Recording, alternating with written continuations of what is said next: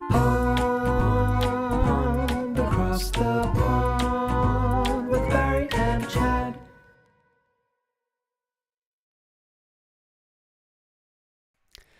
Hello, good evening, and welcome back to yet another episode of Across the Pond. We've got a crazy title on this one, and I couldn't believe it, Barry. But I'm keen to get into it with you. But how does this Wednesday evening find you on what you dub to be a chilly 15-degree Johannesburg? It is chilly, Chad. Just because you're in London now and you've got this brand new feel as to what weather's like doesn't mean we can't feel chilly here in Johannesburg. Yeah, it's been a very miserable, grey day throughout, Chad, but luckily quite productive. So I really can't complain. I did a HIIT workout about an hour or so ago, and so I'm still quite sore from that, but I'm glad I got it done, which was good. Otherwise, nothing to complain about. I think all good this side. Very, very busy work-wise, so that's been a bit chaotic, but all good. And your side? All good. You're making us all feel so bad about not exercising. Having done it's either the HIIT workouts or it's running around on hockey fields. I haven't done anything today. But yeah, other than that, all good. I'm excited, Barry, because the clocks are changing over the course of the weekend. So when we record our episodes next week and beyond, there'll only be 1 hour time difference between us, which is going to be a big win. Yeah, definitely. It means I don't have to stay up and past my bedtime, Chad. I can get it done nice and early and then get everyone across the pond on it. I think it's a lot to ask people to come and spend like 9 to 10 p.m. in South Africa to come and watch us or listen to us. So I'm looking forward to that as well, Chad. And hopefully it'll give you a little bit more daylight, which would be nice as well. Yeah, it's all about the daylight. So excited about that. Well, anyway, let's get into the course of our episode and start with the week that was. The week that was. So, Chad, it's been rather quiet on Twitter in the last little bit since a certain Mr. Donald Trump was kicked off the platform. And I think he was the reason for so much of Twitter's success and so much of people's obsession with the news and whatnot. And it's been a bit weird. Now that he's kind of been kicked off these platforms and Biden's kind of taken over, it's been very quiet from that side of the pond. I don't know if you've been following it at all, but it's been very, very much business as normal. Everything's going fine. It's very, very quiet, which I think is a good thing when it comes to politics. But of course, Trump is not going to be quiet forever. And there's been a couple rumors in this last week that I find very fascinating. And the first rumor, or the rumor I want to talk about today, is that Trump might be starting his own social media network. What? So, of course, I don't know if he'll be able to get back onto Twitter or Facebook or any of these guys forever, because I think they're banned him permanently, most of them. So he's decided he's going to take things into his own hands. And it sounds like he's going to be launching some sort of social network. I don't know what it means. I don't know if it's going to be open to everybody or it's just a platform for him. I don't know exactly what the nits and nitty-gritties are going to be, but it's going to be very interesting if we see a Trump book or something like that, Chad. A Trump book. I mean, you were talking about having his own TV channel, weren't you? When we spoke about what lies ahead in the future for Trump. So I'm not surprised, to be honest. If he's got his own TV channel, he's got his own social media network. I'm waiting until we've got Trump World, a sort of leisure park or something where you can, I don't know, float around on giant heads with ginger hair and pale faces that are, overly tanned. I think it's a great idea. He is the king of branding after all. And so you could put Trump on anything, it really is that's part of his thing, part of his shtick. And so I'm interested to see what's going to happen. I don't know how he's going to pull it off, because a lot of the basic infrastructure when it comes to servers and bandwidth and all that stuff is still controlled by people who don't want him on the platform. So he's going to have to build everything from scratch, but he's got tons of resources and tons of followers. And so I'm very curious to see what this is going to look like. And whether it's just going to be a big publicity stunt, or whether he actually might get a voice again. I mean, we haven't heard from him in a long time, so I don't know what's been going on in his side of the world, and he's keen to share that with everybody.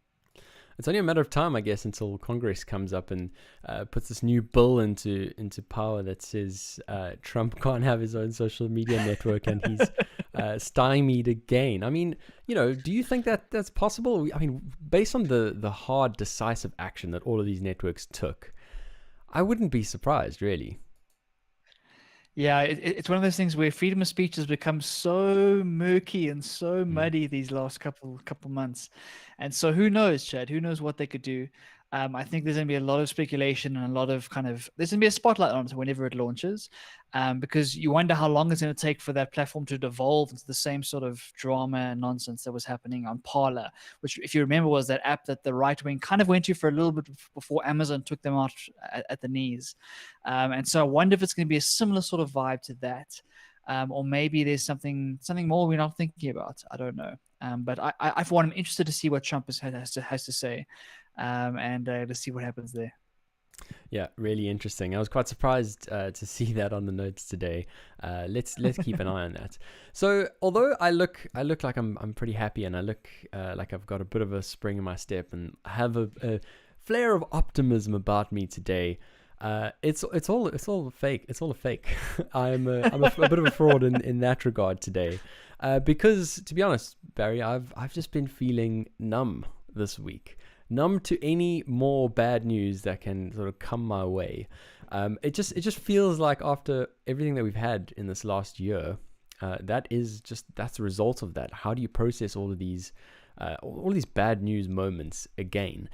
So basically, this week, in terms of a COVID sort of UK lockdown update, if you'd like, this week has marked 1 year since our first national lockdown in the UK, and that's kind of just a crazy thought, really, Barry, just to reflect back on what crazy year we've had. And the fact that a year ago, we were staying up until all hours of the morning, watching news reports ongoing, tuned in to a news channel for hours on end, because there was so much happening. It wasn't just what was happening where we were living. It was tracking the news as it was happening throughout the globe, as everyone reacted to something we've never seen in our lifetimes. I mean, does that strike a chord with you at all?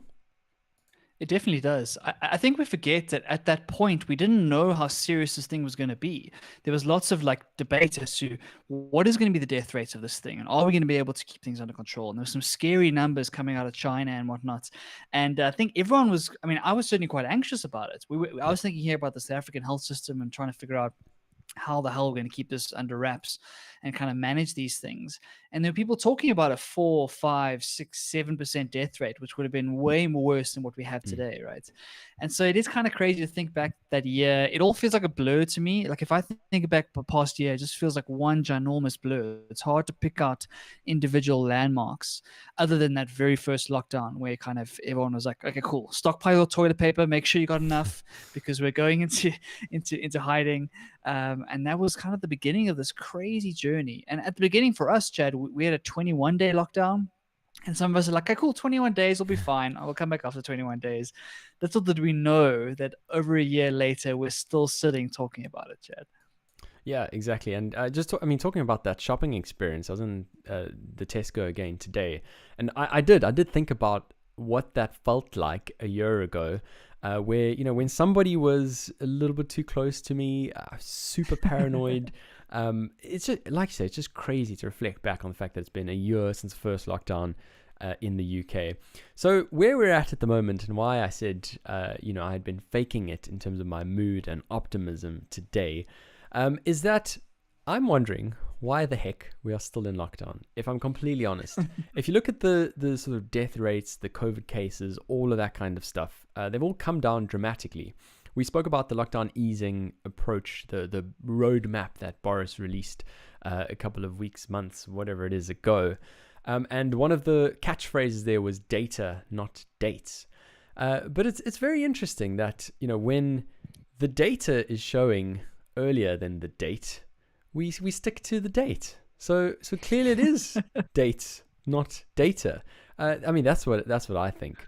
But if we kind of reflect back on the UK's alert level system, just bring up a quick little chart here. We got to really question why it is that we're in lockdown. And the main message that was put front and center was protect the NHS. We are doing this to not overwhelm the NHS, who will not be able to cope with crazy case numbers, whatever the case is, have capacity for beds, etc. And so the level of restrictions that we're facing at the moment is kind of based on like a level 5 alert level. We are in a full lockdown. As it stands at the moment, you are now currently allowed to go and meet one person on a bench. That's it. Obviously, there's going to be some easing from Monday. Things get a little bit better, and 5 weeks from now, things get a little bit better. But it does beg the question where, I feel like my feeling based on the number of cases and stuff, which based on this chart right now, is that we're more like a number 2, which is where COVID-19 is present, but the number of cases and transmission is low. That's where I think we are. But we are sitting in a sort of level 5 response in terms of restrictions. And so for me, it feels a little bit crazy. Maybe I'm being a little bit overly sort of pessimistic about this. But I mean, just for you, where you're sitting at the moment, I don't know if you've been following the case numbers and stuff in the UK, especially, I mean, our vaccines as well. More than 50% of the adult population have been vaccinated. Why are we still in lockdown? I think you make some great points, Chad, and it's something we chatted about right in the beginning when Boris first came out with this plan, and he laid out this like month-long plan with all these different levels, and this is going to happen by this date and this date and this date, and I think I brought up the idea, like, how flexible are these things? Like, is it set in stone like that, or are you going to be able to kind of flex back and forth depending on the data? And it seems like they're going to try and stick to those dates, which seems a bit bizarre, because the case numbers, like you say, look really good. The vaccination numbers look really good. And I think that we've got past the point where like a huge wave would overwhelm the NHS. Like at this point, there's enough PPE, there's enough kind of capacity. All the healthcare workers are vaccinated. So there's no real reason to be trying to flatten the curve per se. It's more just by getting vaccination out as fast as possible and trying to get back to normal life. So it is a bit strange that you guys are still in lockdown in the way that you are. I don't know if there are good reasons behind it. I don't know if it's just caution. I'm not sure what's going on, but I know that doesn't help you guys at all. And I feel for you, because it's like you guys have been through some of the tougher lockdowns, I think, of any country in the world. And it's still ongoing, which is kind of crazy. Yeah, it is kind of crazy. And I mean, even though now we're talking about the easing, we're talking about all that kind of stuff. And one of his other catchphrases when he was laying out his roadmap was the fact that this easing was going to be irreversible, i.e. that we are not going to, ease to the next step and then backtrack when things get worse. But more and more I've seen in the press this week messaging about this third wave that is happening in the EU and it hitting the UK shores. And that's primarily driven by, the variants. I believe sort of France and Germany are now, the UK Kent variant is now raging over that side. And of course, loads of concerns about the South African variant. So for me, again, this question of the media and the messaging that's being put out there, is this really going to actually be irreversible? On the ground at the moment, like I said, I'm feeling pessimistic because of all of this messaging where, you thought there was light at the end of the tunnel. You thought this easing, this roadmap was something that you could use as a basis to look forward to life coming back to a little bit of normal. And, all of this kind of messaging really does make you question that. And on top of that, Barry, and I want to get your thought on this one specifically, is this idea of a £5,000 fine to travel abroad without any sort of good specific reason under new laws that are going to be voted in on Monday, next week, Monday the 29th. So, those laws are going to become effective until the end of June. And that's obviously over and above everything that we have at the moment, which is, the hotel quarantine system, there's passenger locator forms, all of that kind of stuff. It's all in place. There's a red list of countries, all of this kind of stuff. So that's over and above all of that. I think it's interesting. £5,000. Yeah, it's a bit of an arbitrary number. It's hard to know whether that should be higher or lower. But if you want to debate like the actual fine itself, it's a difficult precedent to set. It's like, how do you restrict freedom like that? Personally, I feel like traveling leisure at the moment across countries is irresponsible. So like, I don't think it's something we should be encouraging. But at the same point, to put a law into place to restrict that is a big step. And it's a question of like, does that actually help going forward, or is it just going to be another bureaucratic thing that gets in the way of getting back to normal life? And so yeah, until the end of June, it kind of makes sense to me. Like how they're going to enforce that. Like what does a good reason mean? I'm guessing you'd have to prove some sort of business reason or something in order to do it. And yeah, it's a weird one, Chad. How do you feel about it?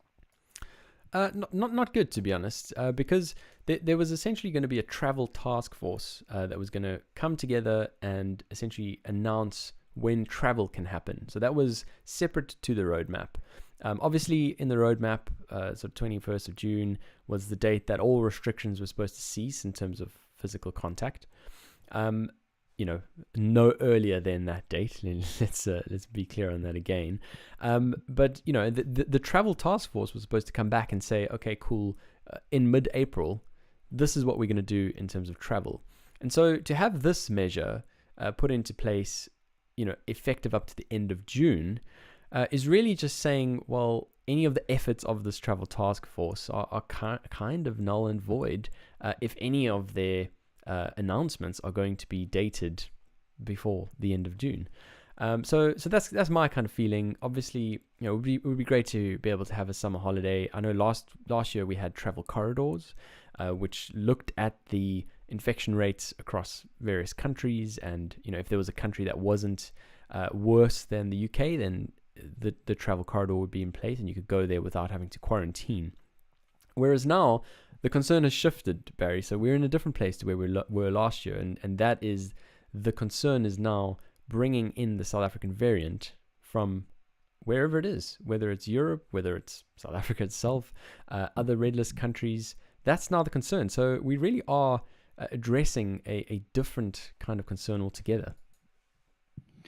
But I hear you, and I think that what's important to realize is that when UK went through their second wave, which was quite a bad one, a lot of it was because people were traveling to the rest of Europe and then bringing the virus back in, right? And so we have to learn from that. And I think that's I don't think anyone should be looking to travel internationally right now. I just don't think it's the right time. And I understand everyone's fatigued and tired of things, but I really don't think international travel is something we should be encouraging, just because there's no need to take that risk right now. The vaccines are with us. Like in 6 months' time, 8 months' time, a year's time, hopefully the world looks very, very different to what it looks like today. And so international travel just seems like an irresponsible risk to me. And so I can understand them trying to do this. But if like you say, there was a task force that was kind of given this mandate and whatnot, was trying to run with this and trying to make it more flexible, then it does feel a bit weird to come over their head. But I wonder if the task force was involved in this decision. Like maybe this is part of their discussions. I don't know. I think that there's just so much fear and so much caution that is getting in the way of just common sense, it looks like, in the UK. Like if you look at the numbers, you look at the vaccinations, you look at how the NHS is doing, I think it makes a lot of sense to open up internally for sure. Like open up businesses, open up like internal travel, et cetera, et cetera, et cetera. And then maybe the international travel is just a little bit of a barrier to try and make sure we can manage things until everyone is vaccinated. And that's going to be soon, right? Vaccinations will be done pretty soon. And so those extra variants, of course, that's the worry, and you've got to try and manage that. But we can't keep going the way we're going. I mean, the US went and printed another $1 trillion worth of money to kind of give a stimulus to their economy. It really is one of those things where the economic impacts of these lockdowns is absolutely astronomical, and it's going to affect us for years and years and years to come. And it's been the same debate that's happened throughout this whole pandemic, is trying to, how do you balance the health outcomes to the economic outcomes? And it's so difficult, because you can't put a price on someone's life. You can't put a price on a death. But as a government or as a world, we have to realize that these economic like devastations and keeping things closed up actually does cause death in longer term things, right? And so it's such a difficult one. And I, for one, wouldn't want to be in that position. That's for sure. Yeah, I agree completely. And I mean, that leads us on really nicely to the next thing that I just jotted down here, talking about the economic loss and devastation and all of that. John Lewis, one of the big retail chains over here in the UK, has today announced 8 store closures. So this is on top of 8 store closures that they had already announced last year in the midst of the first set of lockdowns. And, together, those 16 closures amount to sort of around a third of all of their stores now being shut down as a result of essentially the pandemic. And so just these 8 stores now, it's sort of 1,500 people who are set to lose their jobs. John Lewis are trying to repurpose jobs for them and find other places for them within the organization. But it's always tricky when you've got such a massive number of people. There's not always going to be a space for every single one of them. And I think one of the key points that I took out of this one, Barry, is them actually announcing that they expect in the future sort of 60 to 70% of all of their purchases will happen online. And so that is a really interesting statistic, or an interesting forecast, certainly on their side, because for a long time, John Lewis has been about the high street presence. It's been about the stores which give you a premium experience. It's that experience of being in the store. And now our shopping patterns, they believe, are going to have changed forever. I think it's a key point that's come out of this pandemic is that the world has changed forever.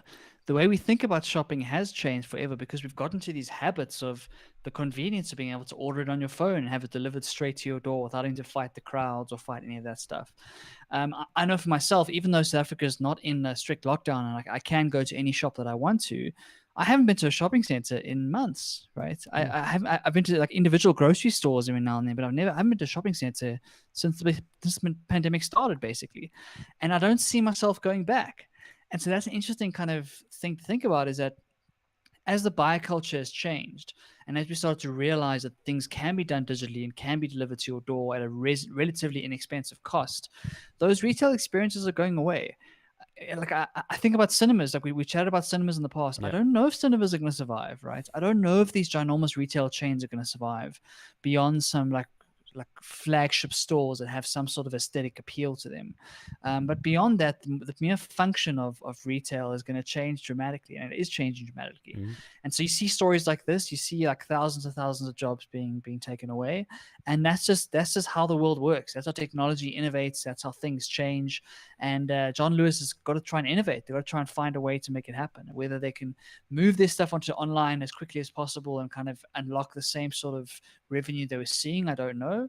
But unfortunately, if you are in the retail space and you aren't able to reskill yourself or transfer your skills into something else, you're in trouble. Yeah, completely. I mean, talking to whether they'll be able to adapt. I mean, their online offering at the moment is really good, but at the same point, they did have a massive loss last year in terms of their actual trading results. So I guess at the moment they're just trying to control that cost base. And if they predict in the future that the bulk of their purchases are going to come from online, it makes complete sense to close down those brick and mortar stores, as tough as that is for the communities around. The other thing that is really important to mention is that John Lewis has what they call a partner program. So all of their staff members are actually partners of the business, and they share in profits when things go well. So basically getting rid of an employee in terms of a John Lewis perspective is a little bit more complex because they're actually shareholders too. Yeah, that's interesting. I think it always makes it a little bit tougher when that's the case. And like you've aligned all the interests, and then to kind of cut those guys is not as easy as someone who's just a kind of hourly paid worker. So that is very difficult. And unfortunately, it's a very common story. I mean, this is just one of many companies who are going through the same sort of thing. It makes me think a little bit about, I watched a video the other day about Amazon's logistics kind of machine. And it was a fascinating video that talked through how the hell do they manage to deliver to anywhere in the US within 2 days with Amazon Prime. And it kind of runs through ginormous warehouses and all the logistical and the robots and everything they've built to try and make this actual logistics things happen. And I think that is where the innovation really has been really cool to see. And it's companies like that who are going to really benefit from people like John Lewis. So I can imagine Amazon offering up their logistics platform as a service to these ginormous retailers and letting them carry the last mile delivery. So John Lewis can just focus on the actual products themselves and the marketing and that sort of thing. And so I think it's not as simple as just putting all your stuff online into an online store and then waiting for people to buy from you, right? You have to be able to service your customers on a mass scale across the whole country. And just looking at Amazon's ability to do that at scale, it's terrifying. I don't think that business is even close to its kind of potential just yet. Yeah, it is scary. It really, really is. Yeah, interesting landscape to watch and monitor. I mean, we're a year on. You would think we'd have a bit of a better idea, but the truth is, we're going to see some really lasting impact once we do eventually get back to a sense of normal. But I honestly, I'm so pessimistic about it reaching completely normal ever again. But yeah, let me not get you down. Let's move on to the next segment. Stuff I found interesting. Barry, where did you find this week? Chad, I don't know what you're talking about. This is all everyone is talking about. This is the number one story across the world. CNN covered it for 7 hours yesterday. Wow. This is a story that should cheer you up, Chad. I'm hoping that it'll put a little smile on your dial and give you some lockdown joy. And it's coming to you all the way from Taiwan, Chad. Taiwan, of course, is a tiny, tiny little country in the midst of the Asian peninsula, and a very, very fascinating country. I had a friend of mine who did a year exchange there and came back with some amazing stories about Taiwan. So I really would love to visit one day. But there was a very, very funny thing that I found, Chad, and it comes from the sushi company. So there's a sushi company in Taiwan, and they wanted to kind of make a promotion. They wanted to have some sort of campaign to try and get some more people through the doors. And we all know everyone loves all-you-can-eat sushi. I don't know about you, Chad, but when you see friends go to all-you-can-eat sushi and they take the Instagram photo of the piled-up dishes all the way past their heads, people really love all-you-can-eat sushi. I'm gonna throw a little span in the works here. Yes. I'm not a fish eater, Barry. Chad. I mean, I have had sushi. So when I started dating my fiance, she kind of got me into a lot more foods than I was into before, and so I did do quite a few all-you-can-eat sushis. But it's still not a I wouldn't say I feel like sushi tonight specifically. I will never reach for it if there's any other option. But that's just me. Sorry, carry on. But you must understand like the allure of this all-you-can-eat sushi, right? Because sushi is traditionally quite expensive, and it's like it's you actually want to get, if you want to really be filled up by sushi, you got to eat quite a few pieces of it. And I know that. Sorry, say again.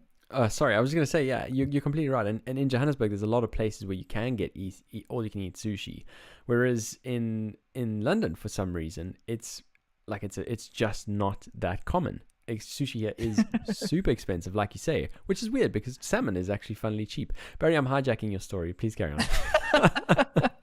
No, it's all good. It's all good. So the sushi restaurant decided, cool, they want to kind of get a campaign going. And so they decided that, Chad, for 2 days, just for 2 days, you could come into their restaurant and have all you can eat sushi, assuming you met one criteria. And that criteria was you could show them some sort of identification that said that the word salmon, or the Chinese character for salmon, more specifically, appeared in your name. Right. What? So the characters for salmon in Chinese is called guiyu. And so if those characters were found anywhere on your ID card, Chad, you got all you can eat sushi for those 2 days. Right. Very bizarre campaign. Obviously, like for publicity, got a lot of buzz.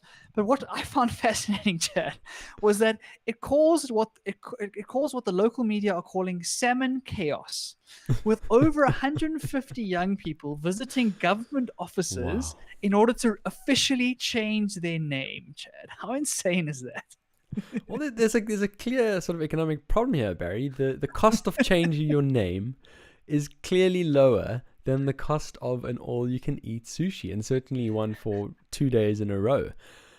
I can't believe it. I can't believe people will be willing to change their name to have something as random as salmon feature as part of, how about this, Barry Salmon Maurice? Hey, what do you reckon? I think it's got a good ring to it there, Chad. I think it's got a good ring to it, yeah. It's super bizarre. I mean, imagine the admin to go through and change your name. You have to change all your forms, change your banking details, change everything that's connected to your name because you wanted that sushi. I suppose maybe what the kicker was that you could bring along, I think it was 5 friends. Yeah. So if you had salmon in your name, Chad, so you took one for the team in your WhatsApp chat, you said, okay, I'm going to put my hand up. I'm going to take one for the team. My name is now Salmon, and I can bring my 5 mates along to go and get all you can eat sushi. It really is quite a story. And Chad, I'm must tell you about this one guy. So there's always, there's always one guy who takes Yeah. it too far, right? There's Yeah. always one guy. There was one resident, and let me read this properly, who decided to add a record 36 new characters to his name, most of them seafood themed. So basically, he became John, abalone, crab, lobster, salmon, like whatever it was, right? 36 new characters to his name to make sure he covered all of his bases so that he could eat for free for those 2 days. I'm wondering whether he's going to eat for free for the rest of his life. Literally covering every single possible basis. That is insane. I mean, I wonder if that guy is going to go in and change his name straight back after this promotion is come to an end. And also, what's the turnaround time of government agencies to make the change to names? I think it's fascinating. But Barry, what I want to talk about quickly and show you is when I think about salmon, right? This is what I think about. Salmon diving, that is. And I won't lie, they've got pretty good at it. Hey, yeah, sauce. It's all about the shake at the end there, Barry. It's all about the shake.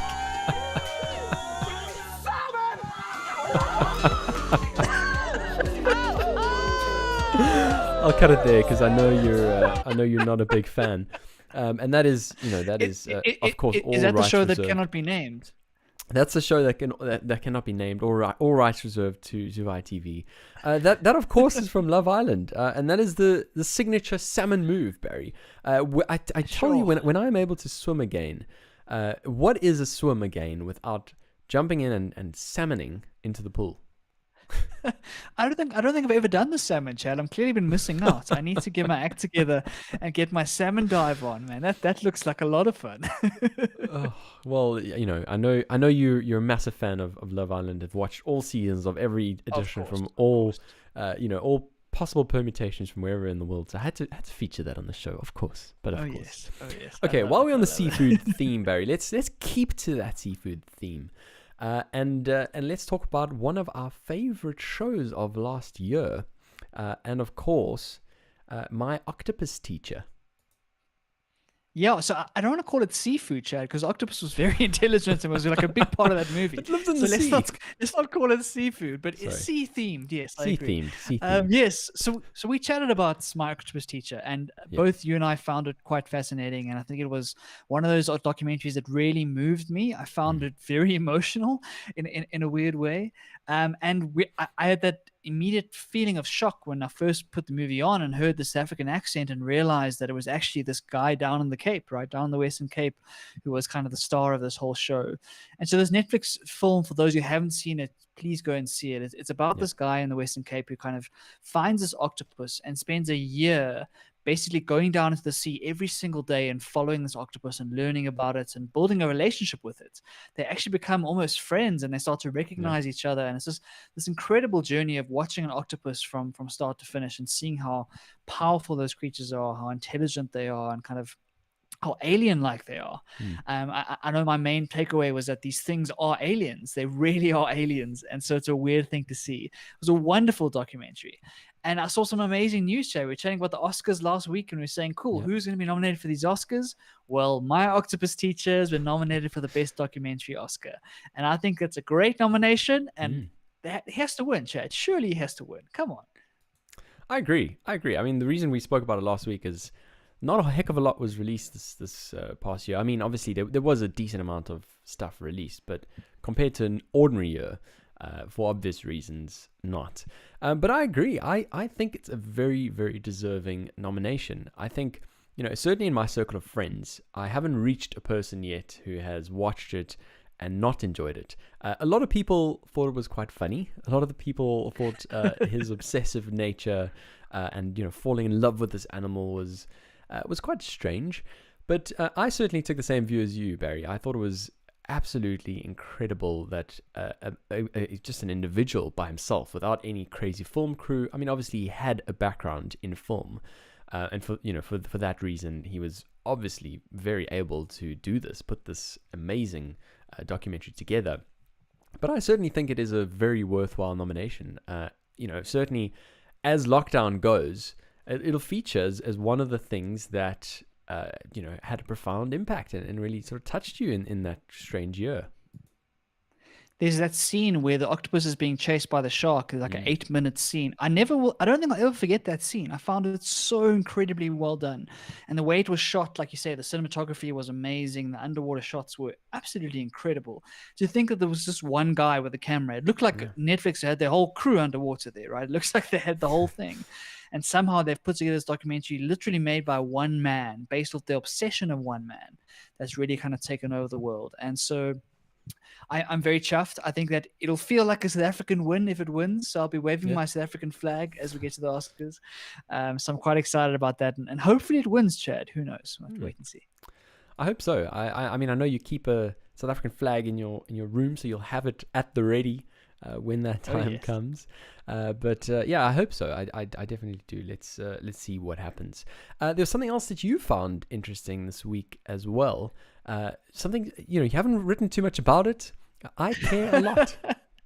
What do you care about, Dave? Oh, I care about a lot of things, but this particular reference is talking about a movie on Netflix called I Care a Lot, and it's kind of taken the world by storm in the last week or so. It's got a lot of buzz at the moment, and it stars Peter Dinklage from Game of Thrones. That's kind of the major name there. And then I'm blanking on the lead actress, but she's also a famous actress. The reason I wanted to bring it up was because I found it a really interesting movie and a really fun movie. It's a little bit dark, and basically the storyline is something like this. There's a con artist who's this woman who realizes she can make money by kind of bleeding out elderly people. So people who have got mental illnesses and that sort of thing, and they don't have family to look after them. She will go and she works with the doctor to kind of get access to their guardianship. She becomes their legal guardian to take care of them, and then kind of bleeds with their money from there. So it's like this huge con artist thing, and it kind of portrays her as the villain, and it portrays her as this terrible person who she is, and then she's got all of these people she's looking after, and she comes across this one old lady, and unfortunately it's the wrong person to go after, because this old lady's son is Peter Dinklage, who's part of the Russian mafia, and it's this whole battle between these two, the con artist and the mafia person. And I won't give it away. It's a really, really fascinating story and a great twist at the end, so it's well worth going to watch. Rosamund Pike, that's the one. Yeah, she's the one who plays Marla. I just think it's a really fun movie. It's a lot action packed. It's got some interesting kind of moral undertones to it. It makes you feel very uneasy for a large part of the film, which I think is interesting to talk about. And so, if you're looking for a Netflix recommendation for the next week, especially in this chilly Joburg weather, Chad, get under that blanket and put on I Care a Lot. Love it. And there's bound to be some duplication when I do eventually watch it and want to talk about it again. Barry always brings up these amazing ideas, which means I get excited when I finally catch up. I'll definitely have to put that on the list. Thanks for that recommendation, definitely, Barry. Let's then move on. Oh, sorry. Let's not move on. I was going to say one more thing. I just have to say, Peter Dinklage is so good at acting. Yeah, he's so good. And in this movie, I kind of had this nostalgic flashback to Game of Thrones, and I kind of thought, I wish I could go and watch Game of Thrones again. Take my memory away. I want to watch it again because it's such a great show. And so Peter Dinklage is the hero in this movie, and well, not the hero per se, but the hero in my heart, Chad. Amazing. So talking about Game of Thrones, I was talking to a friend of a friend, and somebody saw a dog just in London at some point in London. I think it was St. John's Wood, which is like northwest London. And obviously stopped, said hello to the dog, whatever, looked up, and who was it? It was the dragon. What's her name again? The dragon. Emilia Clarke. Emilia Clarke, but of course, Emilia Clarke. How could I not remember her name in the moment? Hey, you blanked out. I'm totally forgiven for blanking out. Emilia Clarke in London. Imagine bumping into her on the streets. How amazing would that be? I would be so starstruck. I've got such a crush on that woman, Chad. She's amazing. And I think she's such a cool person as well. I've been watching her interviews post Game of Thrones. She's like a lovely, positive, friendly person. And so that would have been an amazing experience. I'm a bit jealous we don't see those celebs down here, Chad. Unfortunately, in Johannesburg, we don't see the Game of Thrones cast walking around. Well, I haven't either, so no worry there. Let's then move on to our next segment. Looking ahead. as we look ahead this week, we focus a little bit more again on this recurring theme that we seem to be focusing on quite a lot, and that is the space of audio platforms, Clubhouse, Discord. There are others that I'm not thinking about in this present moment in time. But I'm talking about Discord and sort of rumors coming out from Bloomberg that Microsoft are set to acquire them for more than $10 billion, Barry. This is the platform, if you haven't heard of it. Discord is essentially an audio platform which lets you communicate. It's big in the gaming market, also video as well. But I'd say most people use it for voice and chat as well. And so, yeah, lots of people use it, as I said, big in the gaming space. People use it for study groups, dance classes, book clubs, all of that kind of stuff. I think it's fascinating. This is the next move, potentially, if these rumors are true, for Microsoft. And as I said, a segment of the market that is clearly very exciting and one that we need to focus our time and effort on in the future. Yeah, definitely. Based on what I've read, Chad, I think these rumors are quite well substantiated. I think they're more than just rumors. I really think it's not 100% confirmed, but from what I've read, I think it is happening. And so, yeah, it really is exciting. I think Microsoft have been on such a tear recently. They really are reinventing themselves, and it's been really cool to watch. Because if you looked at 10 years ago what Microsoft looked like, as kind of they were losing their dominance over the PC market, they were losing their dominance over the Office market. They really have reinvented themselves, and they've kind of turned around a rather stagnant company into one that is really doing very well. And so this is a fascinating acquisition. I think the $10 billion, it sounds cheap to me in a way, Chad. I don't know if that's the right way to look at it, because Discord is such a big player in this space. Like when you say in the gaming world, Discord is number one, and they kind of dominate that space. And so I see two possible use cases for them to do this. The first thing is that, of course, they own Xbox, right? Yeah. And so there's a natural tie into the kind of Xbox ecosystem, and you wonder what kind of synergies you'll be able to unlock as part of that collaboration. But then also there's an interesting one in their Microsoft Teams platform, where they kind of have bundled together the kind of instant messaging and the video calling through Skype and all these things into a Office-based platform. And at the moment, Microsoft Teams is kind of that hub. And you wonder if they're going to maybe pull some of this technology into that as well, to kind of to create almost a Slack for Microsoft products in a way. And so I think there's lots of interesting use cases here. I think Discord has done really, really well so far, and it's a great exit for the founders. It must be absolutely amazing. And I'm just keen to see what they're going to do with it, Chad, because like you say, this is a kind of an emerging space, this kind of drop-in audio type conversations. And I wonder if it's going to make it into the business context as well.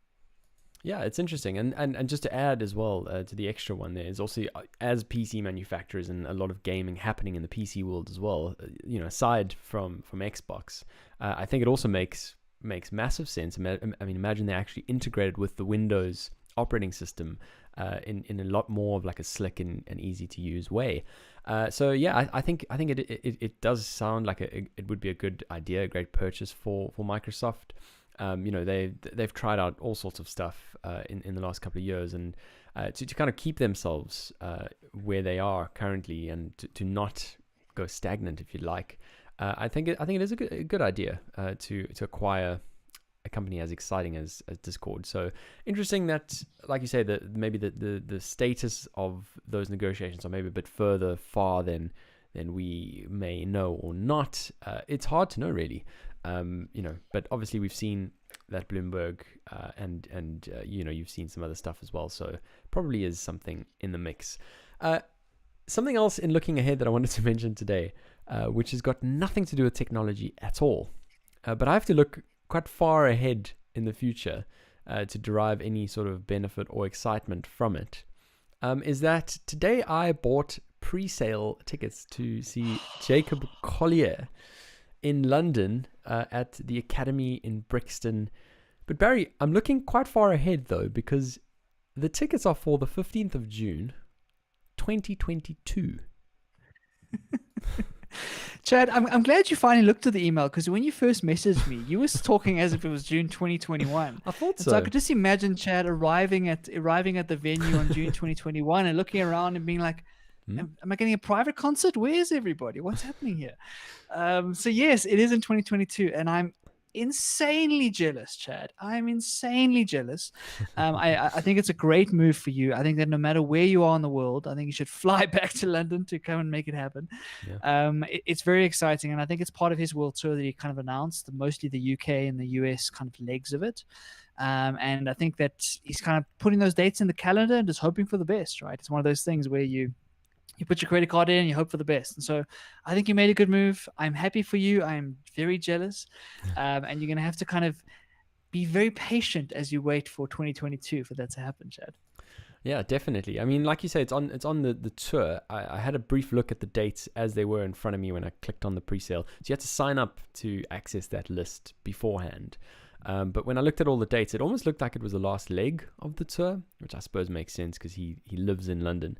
But I was quite surprised, Barry. The sort of ticket prices are really quite reasonable. £35 per person. So wow. whether that is you can get general standing, or there's unallocated seats as well. And so on a South African basis, the rand is just north of 20 at the moment. You're looking at sort of 1,400. Where am I at? 700 bucks, 700 buckaroos.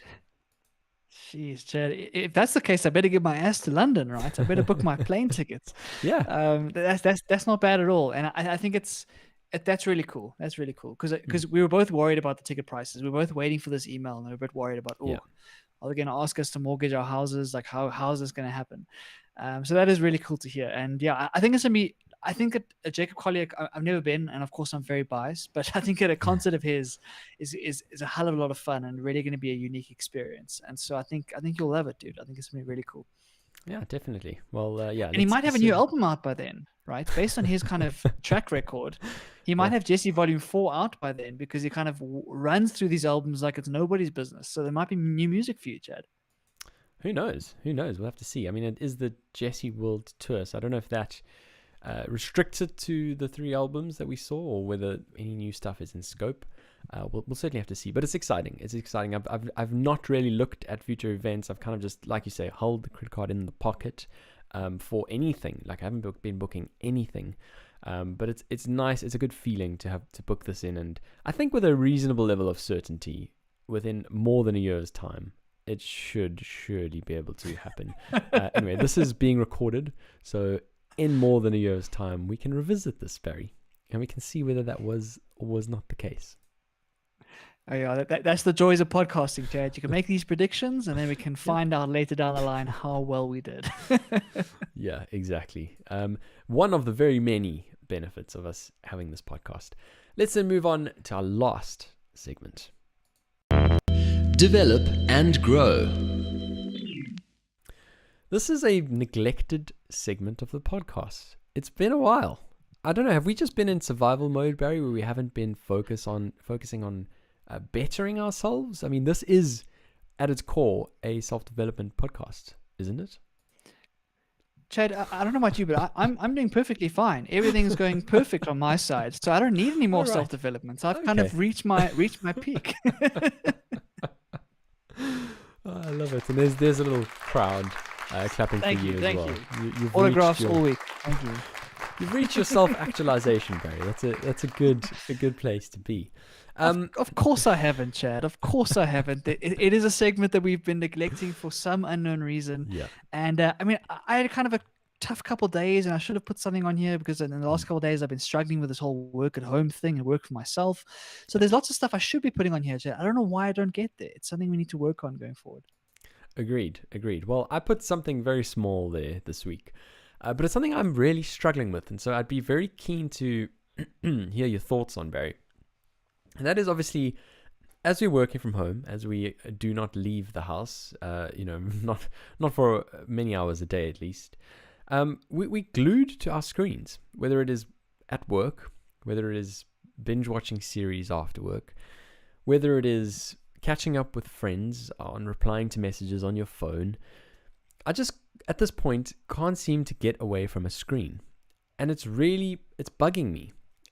It's bugging me just for the principle of it, just for the principle of spending, I don't know, north of 10, 11, 12 hours a day on a screen. It's just ridiculous.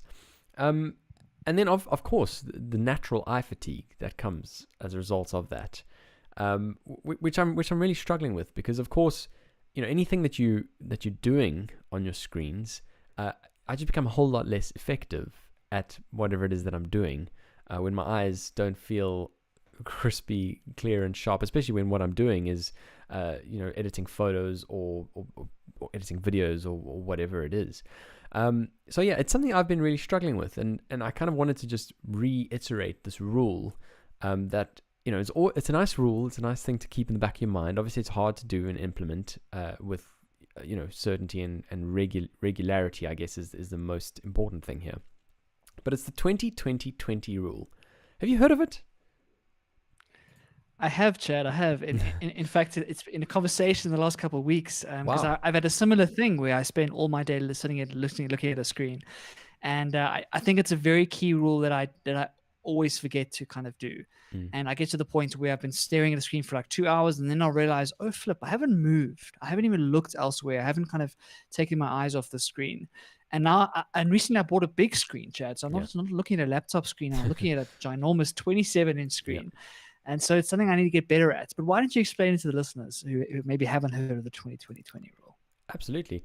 So the 20-20-20 rule is basically just to try and break from whatever it is you're doing. So where the 20-20-20 comes from is it's obviously nice and easy to remember, because we think of 20/20 vision, right? But it's also just a good sort of medical guideline, and a lot of sort of optometrists recommend doing this. So what you need to do is you need to, every 20 minutes, take a 20-second break where you look 20 meters away. And like I said, it's so simple. What is 20 seconds? But Barry, when you get stuck in the zone, when you get into a task, or even not, like even when you're distracted, when you multitasking, switching, when you've got that twitch, that feeling to lunge out for your phone and go onto Instagram and pacify yourself a little bit, and get that dopamine hit from your smartphone. It is hard to remember to, every 20 minutes religiously, take that break for 20 seconds to look 20 meters away. Yeah, it really is. And like you say, it's a habit that in those moments where we feel fidgety, we do pull out our phones and we just kind of transfer our gaze from one screen to another screen, from a big screen to a small screen. Yeah. And that doesn't help us at all. I had a moment today where I haven't left the home today, but like I kind of worked for a couple of hours and was feeling a bit kind of just meh. Yep. And so I came out onto my patio, and as I opened the door and I took a breath of fresh air and I kind of looked into the trees, I felt this immediate kind of release that I was like, oh, wow, that's kind of the low-hanging anxiety or the low-hanging fatigue that I've been feeling, was just because I needed some fresh air. I needed to look out and look beyond the screen, look out into some trees, see some nature, and get some fresh air. And so it's such a simple thing that we forget and we kind of get in our heads about. And often our anxiety or our depression or those kind of physical affectations of sadness or of feeling down can be solved by just a little bit of nature or a little bit of relaxation or a little bit of kind of getting those eyes away from that screen. And so it's something I wish I did more frequently. I wish I realized how powerful it was and did it on a regular basis. I know some people use their watches. They'll put like a little timer and saying, cool. When the Apple Watch tells you to breathe and everyone kind of ignores it, like that should be a great opportunity to kind of actually breathe, right? To actually use that as a trigger to breathe, to look away from the screen, to get up and stretch your legs, to do a couple push-ups, whatever it takes to kind of get your body more physical again. And I think it's a big deal for us who live in kind of this knowledge ecosystem where all of our work is mental and we don't actually work our bodies at all. Yeah. And unfortunately, they are connected and they kind of work for each other. So the more we can do to kind of keep physical and keep active during these long work days, especially at home, the better we're going to be able to perform. I agree. I think you raise a really, really important point there with the Apple Watch. And to be honest, I'm so over the idea of smartwatches at this point in time. I'm so over the idea of something vibrating at my wrist, kind of saying, look at me, I need attention, look at me. And, when I had an Apple Watch, when I first bought my Garmin, whatever the case is, I obviously enabled all of that kind of stuff. The breathing, which is really important, Of course, the stand up feature, right? So every couple of minutes it nudges you and says, stand up, go for a walk, like do something. And eventually, after a couple of weeks, you turn it off because it just becomes irritating. I mean, are you the same? Exactly the same, Chad. I use my smartwatch very differently to most people. Like all of my notifications are off. I kind of use it just for fitness. But from the breathe and standing up thing, it's the same thing. I get those notifications and I ignore them. In the same way that I set myself these time limits on these apps, I say for social media, okay, cool, 1 hour a day. And then it comes up and it says, you've reached your limit for Instagram. And I just click ignore for the day and I carry on going. It's absolutely silly. And so I think it's the discipline to actually use these tools to help you. That is... Oh, geez. It's the discipline to use these tools in the way that we want to, and that takes a lot of work. I've been thinking, Chad, and I don't know what you think of this idea, is that I've been frustrated with myself that I set these 1 hour time limits for social media and then I just ignore them. And so I've been thinking to use parental controls against myself and give my phone to a friend and ask them to set a code for me so I can't get around that wall, and then not tell me the code. And then if I want to get into Instagram after that hour, I have to phone my friend and beg them, please tell me what the code is. What do you think about that strategy? I mean, it certainly is it's definitely getting a whole lot more friction in the process, which is always a good thing, I suppose, when that's your goal, to spend less time on these addictive platforms. I mean, I read Digital Minimalist, a while ago, and not even too long ago, a few months ago, and already I'm back to it. I'm back to the insane level of dopamine you get from flicking through Instagram. But that could be a solution, Barry. The parental control. I mean, it's taking it quite far in terms of actually getting that to work. But yeah, it's an interesting suggestion. It's a very interesting suggestion. Who knows? Potentially it'll work. The question is whether you're going to rely instead on your computer, whether instead you're going to open the browser on your computer on your 27-inch screen and see Instagram in its glory over there. That is the question, Chad. I think there's always loopholes. There's always ways to get around the system, right?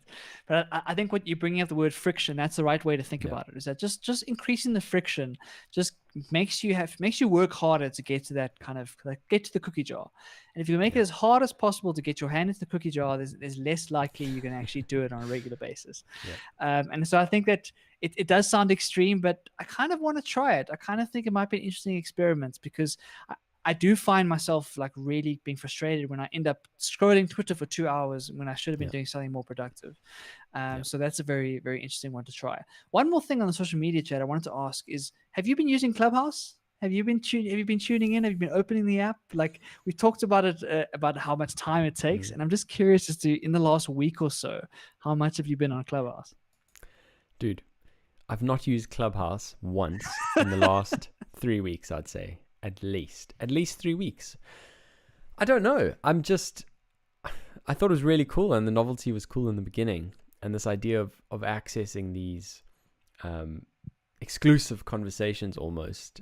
I mean, I did get some good value from some of the conversations I got from some photographers, and it certainly set me on the right path. But in terms of spending my time there at the moment, I don't. I got to be honest, I don't. I just don't. At the moment, it's hard enough to focus on one task at the same time. So the only time I really would be able to do that is if I am shutting off from anything else I'm doing, unless it is something like walking or editing photos, to an extent, something like that, folding laundry, that kind of stuff, the same sort of stuff that you would do listening to podcasts. And I mean, when it comes to my actual usage over the last 3 weeks, I'd say I haven't really. How about you? Yeah, I'm exactly the same. I haven't touched it, Chad. But yes, I've been listening to hours of podcasts. So I think I don't think it's going to survive. To be honest, I don't think that in its current format it's going to have the same sort of impact that we all assumed it was going to have. Just because if I look at my behavior, I've had even though they sent me 10,000 notifications a day, even though they piss me off with the notifications, I still don't go into the app, right? And so I think that is one of those things where it's not going to be as powerful as we thought it was going to be. And for me, I'd much rather listen to a podcast, to be honest, where the conversation is structured, where I know exactly what they're going to talk about, where I know, like, okay, if I'm going to invest my time into this, I want to know who's going to be talking and what's the topic, and some basic information about it. And so when I fold my laundry and I'm cooking, that sort of thing, I'm putting a podcast in. I'm not putting Clubhouse on. So I just think it's an interesting development after all of the hype in the beginning. I agree. I turned those notifications off because they became very irritating for me. I mean, as soon as you follow one person on Clubhouse, every single time they are in a room, you will get a nudge for that. So I disabled all of those notifications, and so I'd say that is probably a big reason for why I just don't think about it. It's just not a part of my daily routine to go in and log into Clubhouse. And I think as well where my interest sort of weaned a little bit, Barry, and tell me if you agree or not, is that these rooms started getting bigger and bigger naturally as the platform starts to grow and as people start to get their invites. And I just kind of, the novelty of, and the sort of exclusivity, I guess, of being in this room and having this close access to these moderators, it just weaned off a bit. And also, I guess, then it becomes a lot harder to manage the quality of the guests ultimately who get brought up onto the stage. And a lot of the time you're listening to stuff you don't really want to be listening to. And that brings me back to something you said, which was the importance of good moderation in these Clubhouse rooms, and ultimately being able to take that hard and fast stance if someone is not contributing ultimately to the goal of whatever that room is. It's absolutely spot on. I mean, the magic of Clubhouse in the beginning was the intimacy. This idea that you can get into a small room with someone you admired and really kind of interact on a two-way basis. Whereas at the moment, if you're going to go into a room with a famous person, you're going to compete with 10,000 other people trying to get on that stage, right? And so you're just not going to have that same experience as you used to have. And so, unless it's going to be super intimate, like there's been some rooms that I've been in where I've been speaking where there's like 6 or 7 people, and that's an interesting dynamic. That's quite an interesting kind of use case. But I just haven't seen that many of those, and I haven't been involved in that many of those. And so, I don't know what they're going to do. And Twitter Spaces are still on the way. I've still seen them. There's a little bit of talk about that. So I have to wait and see what Twitter does. But I'm a little bit skeptical about this drop-in audio chat just because of the time suck. Like, unless you know exactly what the topic's going to be, unless you know who the moderator is going to be, unless you know kind of some sort of constraints around the timeline. Like I said earlier in a previous episode, like what happens when we go back to normal life and we're not spending 12 hours a day at home, right? Like then what happens to these conversations? And so for all the billions of dollars that got into the app, who knows where it's going to be in a year's time. Oof, devastating indeed if it doesn't work out for them. I mean, great if it does, but very interesting if it doesn't. That brings us then, Barry, to close of an episode that I thoroughly enjoyed, especially the salmon segment. I loved the headline. It got me straight involved, and I was so looking forward to this episode as a result of that. So thanks for that. And yeah, like I said, next week you won't have to stay up as late, which will be cool for you. Yeah, very, very nice. So we can get some daylight savings on our backs and make sure that we get a little bit more sun into that Chad, so that Chad is a little bit in a better mood this year. But Chad, as always, it's been an absolute pleasure, dude. I really enjoy these conversations. And if you're watching live, if you're listening to this after the fact, we really appreciate you. Thanks again for tuning in to episode 71, Chad. That's really, really cool. And Across the Pond is going from strength to strength, in my opinion. It absolutely is. Well, thanks again for tuning in. And also, as always, we'll see you next week. Pond across the